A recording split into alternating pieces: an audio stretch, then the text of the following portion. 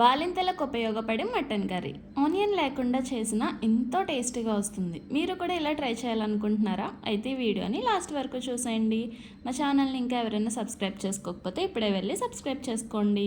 Onions లేకుండా ఎలా చేయాలి అని చూస్తున్నారా? మరి ఇంకెందుకు లేటు, మా ఛానల్లోకి వచ్చేయండి. మరి let's welcome to our channel. ఇప్పుడు ఒక మిక్సీ జార్ తీసుకుని అందులో కొన్ని వెల్లుల్లి రేఖలు, ధనియాలు, సరిపడా జీలకర్ర కూడా యాడ్ చేయండి.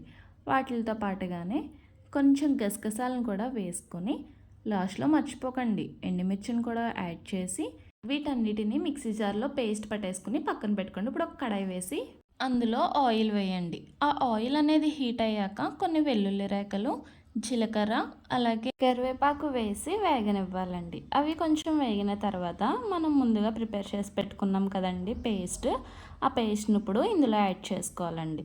అలా యాడ్ చేశాక ఈ మిశ్రమాన్ని కాసేపు బాగా వేగించుకోండి. బాలింతలకు ఎక్కువగా గానునే యూస్ చేస్తారు కదండి, అందుకే నేను ఇక్కడ అదే ఆయిల్ని యూస్ చేస్తున్నాను. కావాలంటే మీరు వేరుశనగ నూనె కానీ ఫ్రీడమ్ కానీ యూస్ చేయండి.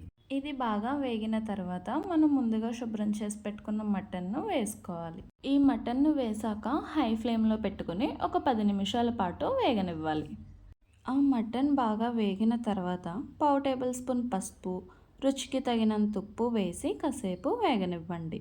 అలా వేగితేనే మనం వేసిన మసాలా అంతా మటన్కి పట్టాలంటే బాగా మిక్స్ చేసుకోవాలండి. ఆ తర్వాత తగినన్ని వాటర్ వేసుకుని మూత పెట్టేసుకుని కాసేపు ఉడకనివ్వండి. అలా ఉడికిన తర్వాత కొత్తిమీరతో గార్నిష్ చేసుకుని స్టవ్ ఆఫ్ చేసుకుంటే వేడి వేడిగా మటన్ కర్రీ రెడీ. ఇది వేడి వేడి రైస్లో తింటే చాలా బాగుంటుందండి.